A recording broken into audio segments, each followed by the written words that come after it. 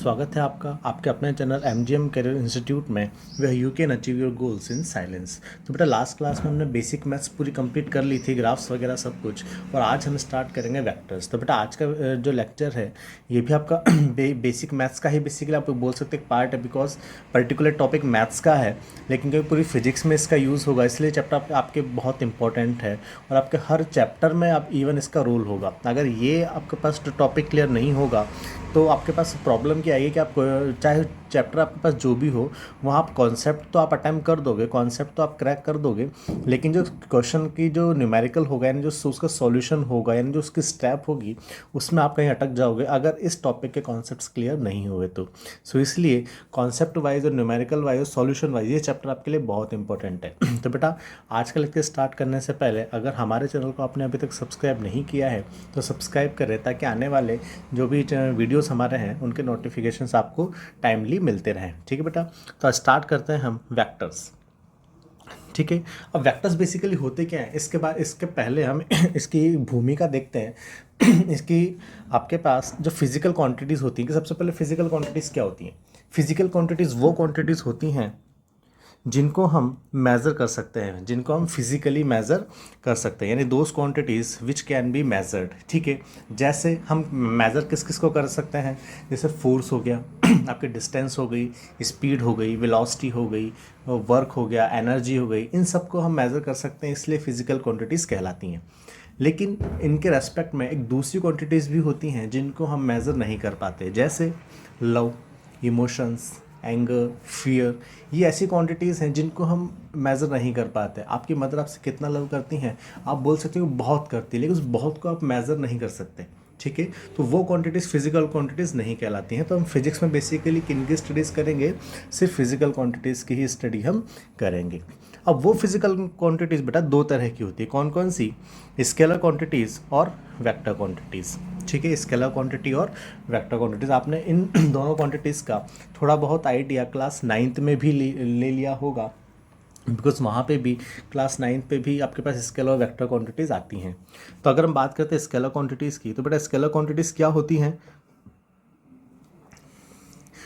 Scalar quantities वो quantities होती हैं जिनको डिस्क्राइब करने के लिए हमें सिर्फ मैग्नीट्यूड की रिक्वायरमेंट होती है। ठीक है, यानी those quantities which require only magnitude to describe themselves are known as scalar quantities. ठीक है, जैसे डिस्टेंस, जैसे अगर हम यहाँ एग्जाम्पल की बात करें तो एग्जाम्पल हम यहाँ क्या लिख सकते हैं, जैसे डिस्टेंस। बिकॉज अगर आप बोलोगे कि आपके फ्रेंड का, आप किसी फ्रेंड से बात कर रहे हो कि तेरा घर यहाँ से कितना दूर है, वो बोलेगा 500 मीटर्स। ठीक है, या 2 किलोमीटर। आपने बोला कि दिल्ली से जयपुर कितना दूर है, मैंने बोला कि 300 किलोमीटर्स। तो ये क्या है, सिर्फ एक डिस्टेंस है, यानी एक मैग्नीट्यूड हमने दिया और मैग्नीट्यूड से जो आंसर आपको चाहिए था, जो आपकी रिक्वायरमेंट थी, वो रिक्वायरमेंट फुलफिल हो गई। ठीक है, तो इसलिए डिस्टेंस कैसी है, स्केलर क्वांटिटीज़। नेक्स्ट अगर एग्जांपल के अपन बात करें, स्पीड भी आपके पास क्या है, आपके पास स्केलर क्वांटिटी है कि मैंने बाइक की, अपनी बाइक कितनी स्पीड पे चल रही है, 80 किलोमीटर पर आवर। तो ये क्या हो गई, स्पीड। जो मुझे ज़रूरत थी, जो मेरी रिक्वायरमेंट थी 80 किलोमीटर पर आवर आंसर देने से, वो रिक्वायरमेंट मेरी फुलफिल हो गई। ठीक है, तो ये स्पीड। उसके बाद अगर हम बात करें work, energy, pressure, etcetera etcetera, ये आपके पास, आप इसमें यहाँ ये भी जोड़ सकते हो, इलेक्ट्रिक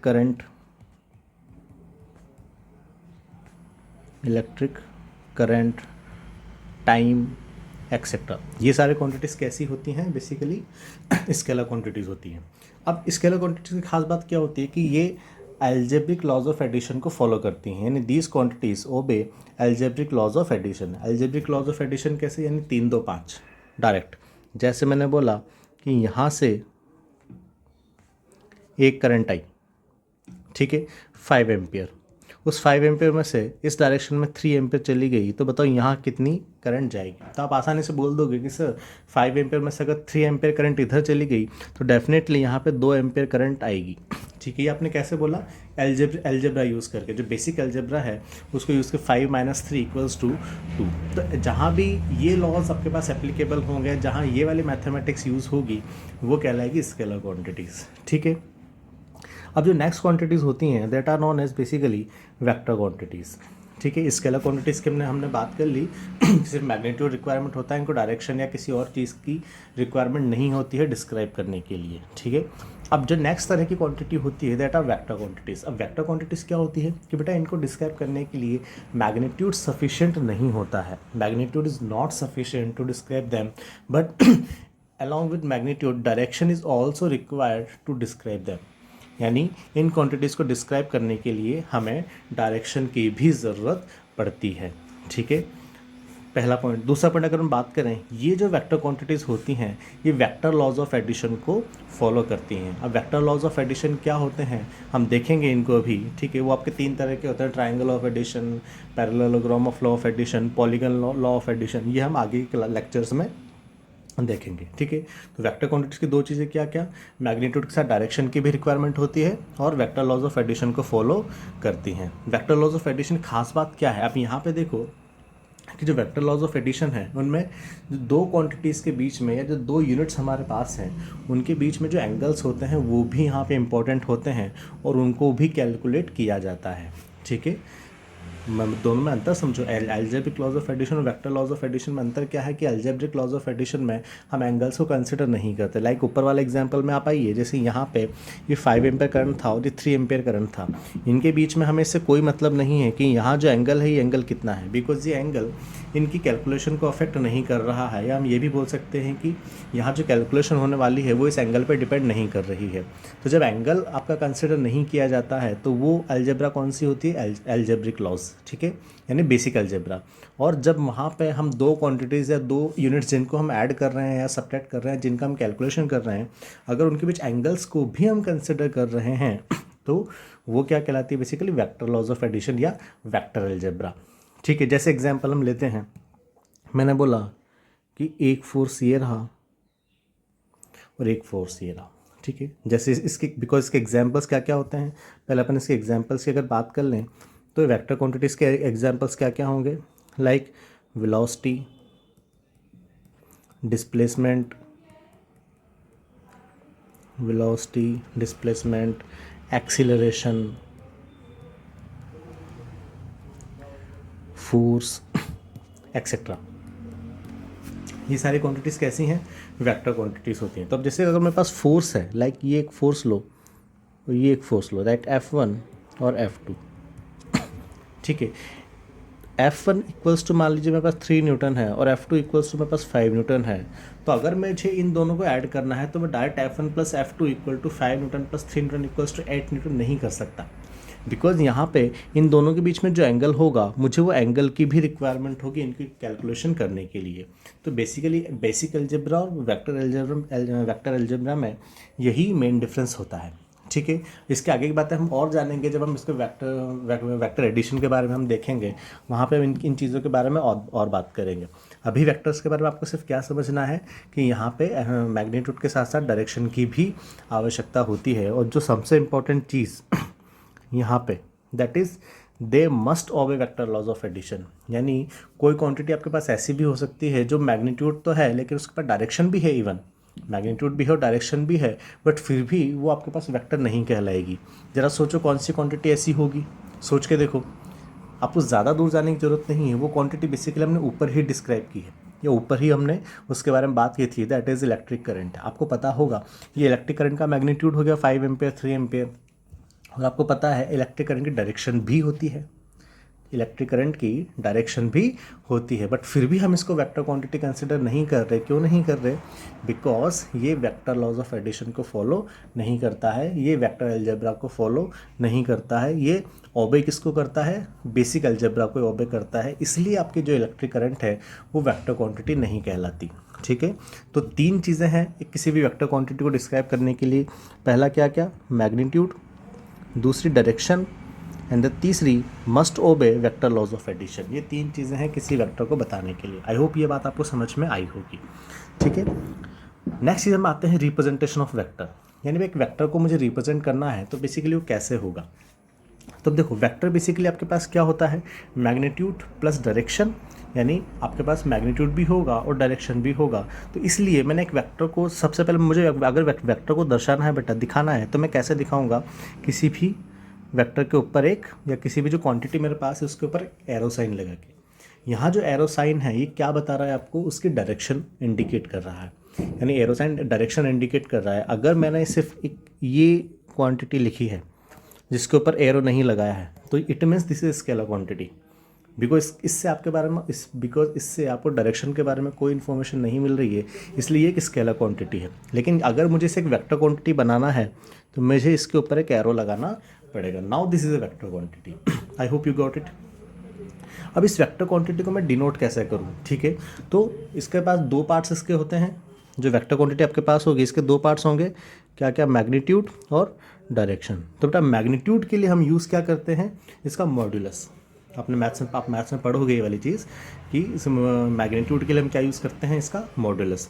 और डायरेक्शन के लिए हम क्या यूज़ करते हैं, ए कैप। हमने इसके ऊपर क्या कर दिया, कैप लगा दी। ये जो कैप है बेसिकली इसको हम क्या बोलते हैं, यूनिट वेक्टर। इसको हम क्या बोलते हैं, यूनिट वेक्टर। तो एक वेक्टर के दो कंपोनेंट्स हो गए, मैग्नीट्यूड और डायरेक्शन। तो मैग्नीट्यूड को मॉड्यूलस रिप्रेजेंट कर रहा है और डायरेक्शन को यूनिट वेक्टर रिप्रेजेंट कर रहा है, ठीक है। तो जब भी आपको किसी भी वेक्टर की डायरेक्शन बतानी होगी, जब भी पूरी फिजिक्स में कहीं पर भी आपको ये चीज़ आ जाए कि determine the direction of this vector, तो आपको हमेशा क्या करना है, उसका यूनिट वेक्टर के बारे में बात करनी है या उसका यूनिट वेक्टर फाइंड आउट करना होगा, ठीक है। आप चाहो तो यूनिट वेक्टर यहाँ से फाइंड आउट भी कर सकते हो। कैसे करोगे कि यहाँ से ए कैप की वैल्यू कितनी आ जाएगी, A vector upon modulus of A. A vector आपका A cap equals to A vector upon modulus of A. ये आपका यूनिट वेक्टर ये आपका यूनिट वेक्टर की डायरेक्शन आपके पास आ जाएगी, ठीक है। ठीक, वेक्टर का रिप्रेजेंटेशन ये हो गया, ठीक है। अब नेक्स्ट हम बात करते हैं यूनिट वेक्टर, ठीक है, जिसके बारे में बात की कि बेसिकली और उसके बारे में और डिटेल में हम बात करते हैं कि यूनिट वेक्टर होता क्या है। तो यूनिट वेक्टर नाम से पता पड़ रहा है, यूनिट मीन्स मैग्नीट्यूड इज़ 1, यानी इस जो आपका वेक्टर होता है यूनिट वेक्टर, इसका मैग्नीट्यूड हमेशा कितना होता है, 1 होता है। 1 क्यों होता है, बिकॉज यूनिट वेक्टर को मैं सिर्फ डायरेक्शन के लिए यूज़ कर रहा हूँ, मुझे इसका मैग्नीट्यूड में कोई इंटरेस्ट नहीं है मुझे इसका मैग्नीट्यूड में कोई इंटरेस्ट नहीं है, इसलिए हमने सबसे सिंपल मैग्नीट्यूड इसका रख लिया, दैट इज़ 1, ठीक है, क्योंकि मुझे इसका डायरेक्शन में इंटरेस्ट है। तो इसका मैग्नीट्यूड कितना होता है, 1 होता है। ये किस काम आता है, ये किसी भी वेक्टर की डायरेक्शन को बताने के काम आता है, ठीक है। यानी जिस डायरेक्शन में यूनिट वेक्टर होगा उसी डायरेक्शन में आपके पास वेक्टर होगा, ठीक है। इसका फॉर्मूला ये होता है, A cap equals to A vector upon modulus of A vector. यानी हम इसको यूँ भी लिख सकते हैं कि वेक्टर ए यानी vector upon its magnitude, magnitude of vector. ये हमारे पास यूनिट वेक्टर का फॉर्मूला हो गया, ठीक है बेटा। ये यूनिट वेक्टर हो गया। इसके बारे में हम क्वेश्चंस वगैरह और करेंगे आगे चल के। अब कुछ इंपॉर्टेंट पॉइंट्स है जो आपको वेक्टर्स के रिगार्डिंग ध्यान रखने हैं। कौन कौन से, कि जैसे length of a vector represent its magnitude, यानी एक वेक्टर की जो लेंथ होगी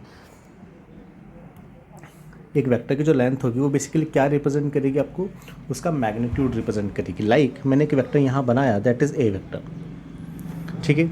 एक दूसरा वेक्टर मैंने लिया, दैट इज़ बी वेक्टर। आपको यहाँ दिख रहा होगा ए वेक्टर लंबा है और बी वेक्टर कैसा है, छोटा है। इससे मैं क्या बोल सकता हूँ कि जो मॉड्यूलस ऑफ ए वेक्टर यानी magnitude of A vector is greater than magnitude of B vector. ये बात समझ में आई, ठीक है। अगर मैंने बोला कि दो वेक्टर मेरे पास कुछ इस तरीके से हैं, जो लेंथ में बिल्कुल आपको सेम दिख रहे हैं, तो यहाँ क्या होगा, यानी दोनों की लेंथ सेम है, इसका मतलब दोनों का मैग्नीट्यूड कैसा होगा, सेम होगा, यानी mod of A equals to mod of B, ठीक है। तीसरा में अगर मैं केस ये ले लूँ, यहाँ पे क्या होगा, ये ए वेक्टर, यहाँ पे बी वेक्टर, ठीक है। तो यहाँ से आपको क्या दिख रहा है कि ए वेक्टर छोटा है, बी वेक्टर बड़ा है, यानी यहाँ पे जो ए वेक्टर का जो मैग्नीट्यूड होगा वो छोटा होगा किससे, बी वेक्टर के मैग्नीट्यूड से। तो ये बेसिकली ये चीज़ है कि उसकी लेंथ आपको क्या बताएगी, उसके मैग्नीट्यूड के बारे में बताएगी। तो जब भी आप वेक्टर को ड्रॉ करें इस बात को ध्यान रखें, ओके। नेक्स्ट चीज़, always use unit vector to find direction of any vector. जो बात हम वहाँ देख चुके हैं कि किसी वेक्टर की अगर आपको डायरेक्शन फाइंड आउट करनी है तो हमेशा यूनिट वेक्टर को ही यूज़ लेना है। अगर कभी भी आप क्वेश्चन में बोल दिया जाए कि find the direction of this vector या find the direction of the following vector या find the direction of the given vector, आपको सबसे पहले क्या करना है, आंखें बंद करनी है और आंखें बंद करके आप उसकी डायरेक्शन निकालनी है। डायरेक्शन कैसे निकालेंगे, उसका यूनिट वेक्टर फाइंड आउट करके।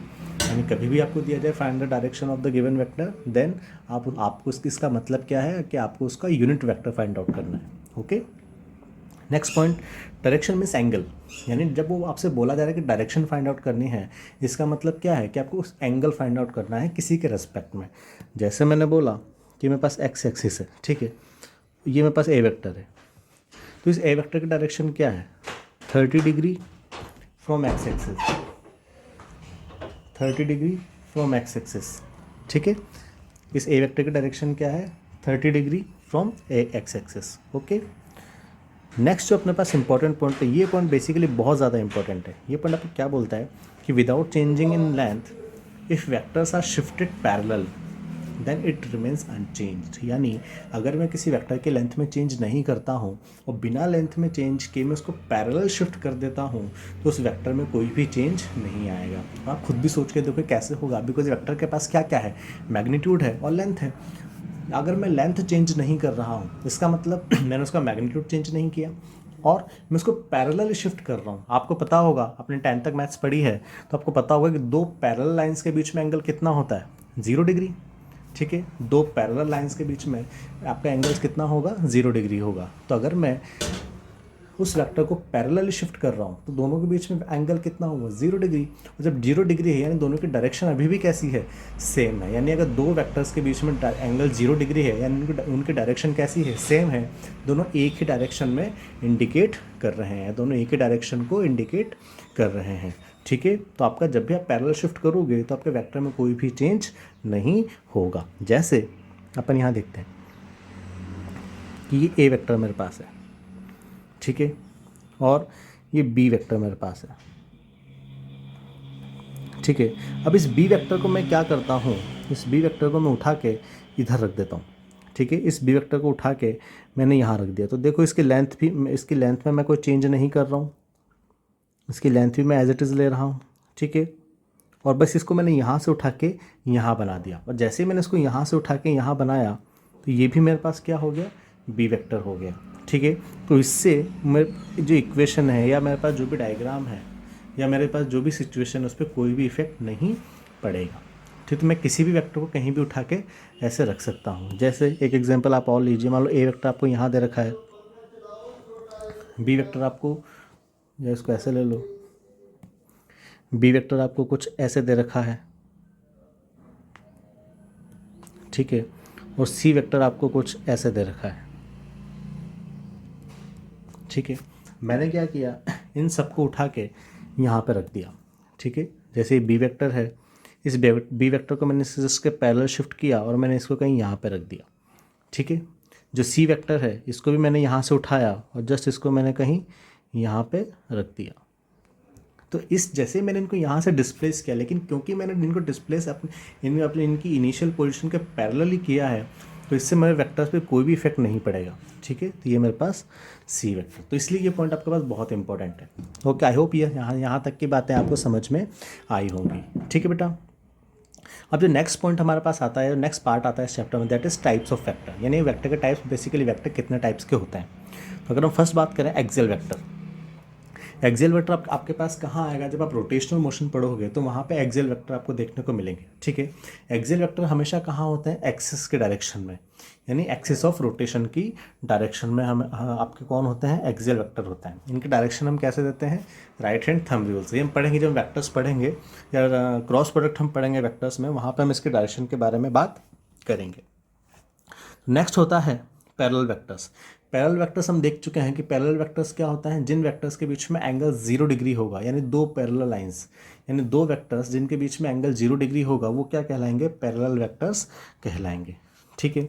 जैसे ये, अब क्योंकि हम यहाँ सिर्फ डायरेक्शन में इंटरेस्टेड है, मुझे इनके मैग्नीट्यूड से कोई मतलब नहीं है, ठीक है, इसलिए ए वेक्टर और बी वेक्टर ये भी क्या होंगे, पैरेलल वेक्टर्स होंगे। एक ए वेक्टर अगर मैं यूँ बनाऊँ और दूसरा बी वेक्टर मैं कुछ ये बनाऊँ, यानी बी वेक्टर आपको दिख रहा है छोटा है, लेकिन क्योंकि मैंने यहाँ मैग्नीट्यूड की कोई बात नहीं करी है, मैं सिर्फ डायरेक्शन में इंटरेस्टेड हूँ, तो डायरेक्शन दोनों की सेम है, इसलिए दोनों वेक्टर्स क्या होंगे, पैरेलल वेक्टर्स होंगे। मैं कुछ ऐसे बना दूँ, ए वेक्टर और ये बी वेक्टर। यहाँ देखो इनके मैग्नीट्यूड सेम नहीं है, लेकिन क्योंकि डायरेक्शन सेम है दोनों के बीच में एंगल कितना है 0 डिग्री, इसलिए ये भी क्या होंगे पैरेलल वेक्टर्स होंगे। ठीक है, अब दो पैरेलल वेक्टर्स के लिए कंडीशन क्या होती है, P vector equals to N into Q vector. P vector equals to N into Q vector, जहाँ पे एन क्या है, कोई कांस्टेंट है, एन कोई पॉजिटिव कांस्टेंट है जो बेसिकली मैग्नीट्यूड में डिफरेंस को रिप्रेजेंट कर रहा है। यानी ये बता रहा है कि जो क्यू है वो पी है, जो क्यू का मैग्नीट्यूड है वो पी का एन टाइम्स है। ठीक है बेटा, ये बात हो गई पैरेलल वेक्टर्स की। नेक्स्ट हम बात करते हैं anti parallel vectors. Anti parallel vectors क्या होते हैं, एंटी यानी पैरेलल के एंटी जाना, यानी मतलब ऑपोजिट डायरेक्शन में, यानी और ऑपोजिट डायरेक्शन में कैसे, यानी दो वेक्टर्स ऑपोजिट डायरेक्शन में होंगे तो वो वेक्टर्स क्या कहलाएंगे, एंटी पैरेलल वेक्टर्स कहलाएंगे। और दो ऑपोजिट डायरेक्शंस के बीच में एंगल कितना होता है 180 डिग्री, जैसे नॉर्थ और साउथ, ईस्ट और वेस्ट, अप एंड डाउन। ठीक है, तो इनके बीच में एंगल कितना होता है 180 डिग्री, यानी एंटी पैरेलल वेक्टर्स के बीच में एंगल कितना होगा 180 डिग्री। जैसे ए वेक्टर ये रहा और बी वेक्टर ये रहा, तो देखो इन दोनों के बीच में डायरेक्शन ऑपोजिट है, ये आपका ए वेक्टर और ये आपका बी वेक्टर। ठीक है, ये ए वेक्टर और ये बी वेक्टर, तो ये कैसे हुए, एंटी पैरेलल वेक्टर्स हुए। ठीक है, नेक्स्ट आता है इक्वल वेक्टर्स। अब इक्वल वेक्टर देखो जब मैं दो वेक्टर्स को इक्वल बोल रहा हूँ, यानी बेसिकली उस वेक्टर के पास जितनी भी चीज़ें हैं, जितने भी क्राइटेरिया हैं, वो सभी इक्वल होने चाहिए। ठीक है, यानी उस वेक्टर के पास दो चीज़ें हैं, मैग्नीट्यूड और डायरेक्शन। तो जब अगर दो वेक्टर्स को इक्वल होना है तो बेसिकली उनका जो मैग्नीट्यूड है वो मैग्नीट्यूड भी इक्वल होना चाहिए और उनका जो डायरेक्शन है वो डायरेक्शन भी इक्वल होना चाहिए। अगर दोनों में से एक भी चीज़ अनइक्वल है तो हम उसे इक्वल वेक्टर्स नहीं बोल सकते। इक्वल वेक्टर्स होने के लिए मैग्नीट्यूड डायरेक्शन दोनों सेम होने चाहिए। लाइक जैसे अगर मैं यहाँ पर बनाता हूँ कि ए वेक्टर ये रहा और बी वेक्टर ये रहा, तो ये दोनों क्या होंगे इक्वल वेक्टर्स होंगे। मैंने बनाया ए वेक्टर ये रहा, बी वेक्टर ये रहा, तो देखो इनका मैग्नीट्यूड भी सेम है, बिकॉज लेंथ सेम है, और क्योंकि दोनों एक ही डायरेक्शन को इंडिकेट कर रहे हैं इसलिए ये भी क्या होंगे इक्वल वेक्टर्स होंगे। लेकिन अगर मान लो मैंने बनाया ए वेक्टर ये और बी वेक्टर ये, तो देखो इनकी डायरेक्शन तो सेम है लेकिन इनका मैग्नीट्यूड सेम नहीं है। इनकी डायरेक्शन तो सेम है लेकिन इनका मैग्नीट्यूड सेम नहीं है, इसलिए पैरेलल वेक्टर्स होंगे, इक्वल वेक्टर्स नहीं होंगे। ठीक है, मैंने कुछ ऐसा बना दिया, लाइक आप इनको ऐसे ले लो, ये आपके पास ए वेक्टर और ये बी वेक्टर, तो यहाँ पे देखो इनकी मैग्नीट्यूड सेम है लेकिन डायरेक्शन अपोजिट है, इसलिए ये भी क्या इक्वल वेक्टर्स आपके पास नहीं होंगे। ठीक है, नेक्स्ट चीज़ आती है बेटा दैट इज़ नेगेटिव वेक्टर।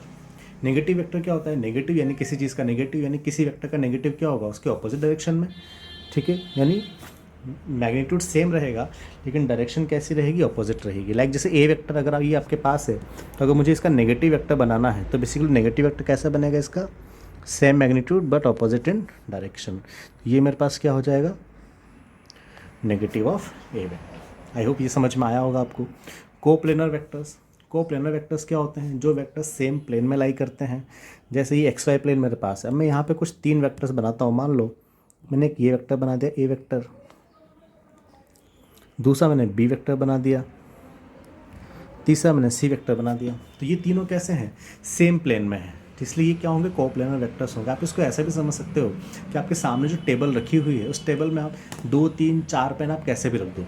ठीक है, आपने किसी भी डायरेक्शन में आप रख दो, कैसे भी आप रख दो, 3 से 4 पेन जितने भी आपको रखने हैं वो सब क्या होंगे, बिकॉज आप टेबल की लेंथ को एक्स एक्सिस मान लो और टेबल की विड्थ को वाई एक्सिस मान लो, जो सारे पेन होंगे उस टेबल पे रखे हुए हैं, यानी वो सारे पेन बेसिकली कौन से प्लेन में रखे हुए हैं, एक्स वाई प्लेन में। अब अगर आप उनमें से किसी एक पेन को खड़ा कर दो, ठीक है, वर्टिकली कर दो, जिसका पॉइंट आपके पास आपकी टेरेस की तरफ हो, तो वहाँ पे क्या होगा, वो जो छत आपका जो वो पेन होगा बेसिकली वो एक्स और जेड एक्सिस या वाई और जेड एक्सिस में आ जाएगा, यानी वो जेड एक्सिस में आ जाएगा और वो एक्स वाई प्लेन में नहीं रहेगा।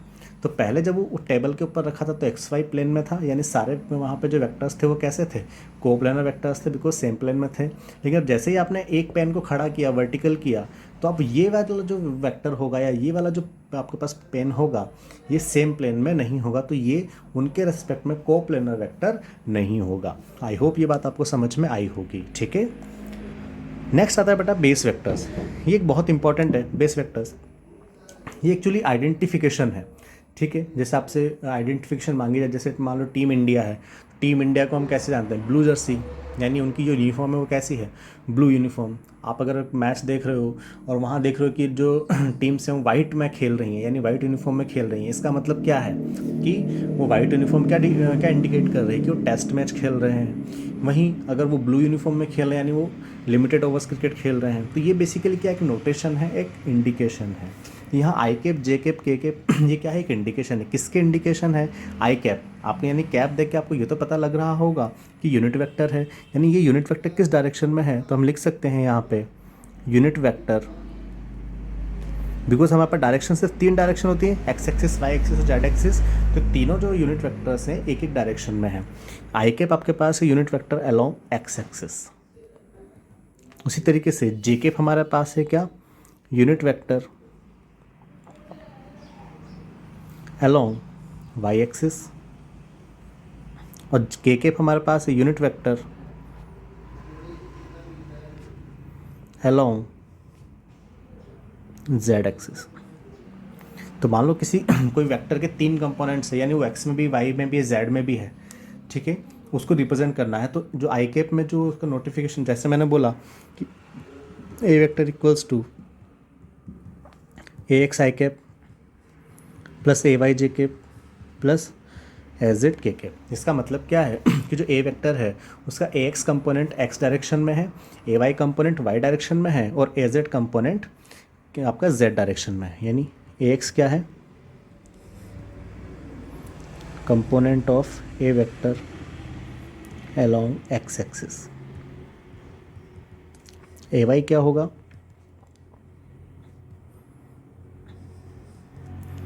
Component of A vector along Y axis. उसी तरीके से ए जेड अपने पास क्या होगा, component of A vector along